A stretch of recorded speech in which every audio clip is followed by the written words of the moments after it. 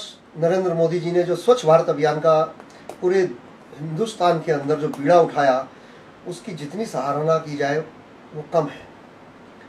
मगर जिस प्रकार से स्वच्छ भारत अभियान के लिए जनता को जागरूक होना चाहिए, उस प्रकार से जागरूकता हिंदुस्तान के लोगों में भी, नागरिकों में आई नहीं है। क्योंकि हम यहाँ बैठकर अमेरिका की, सिंगापुर की या किसी अन्य स्वच्छ देश की हम बात तो करते हैं, मगर जब उन नियमों को हमें अपनाना होता है ना, तो हम उसे अपनाते नहीं हैं, उसको हम दरकिनार कर देते हैं।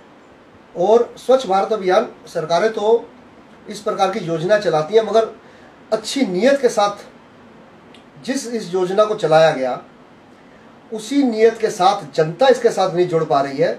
ये दुर्भाग्य का विषय है। एजेंसियां, जो सफाई की एजेंसियां हैं, वो इसमें पूरा अपना योगदान नहीं दे पा रही हैं, केवल और केवल दिखावा कर रही हैं एजेंसियां। ये भी दुर्भाग्यपूर्ण है।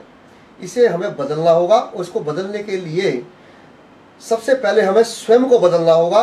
हमें स्वयं को ये सोचना होगा कि हमें उन नियमों और कानूनों को मानना है जिससे स्वच्छता आए। हम स्वयं तो गंदगी फैलाते हैं, और स्वच्छता की हम बात करते हैं कि हमारा देश स्वच्छ हो जाए।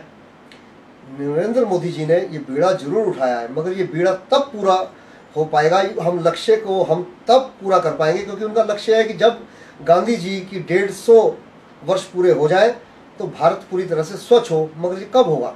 ये तब होगा जब हम अपने अंदर अंतरात्मा से इस बात को हम मानेंगे और इसके लिए हम जागरूक होंगे।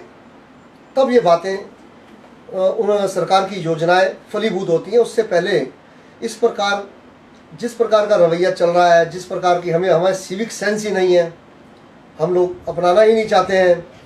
क्योंकि आप देखिए, अभी भी कचरे के ढेर एक किनारे में लगा दिए, जहाँ कचरे का ढेर डाल दिया जाता है उसी के ऊपर कचरा लोग डालना शुरू कर देते हैं।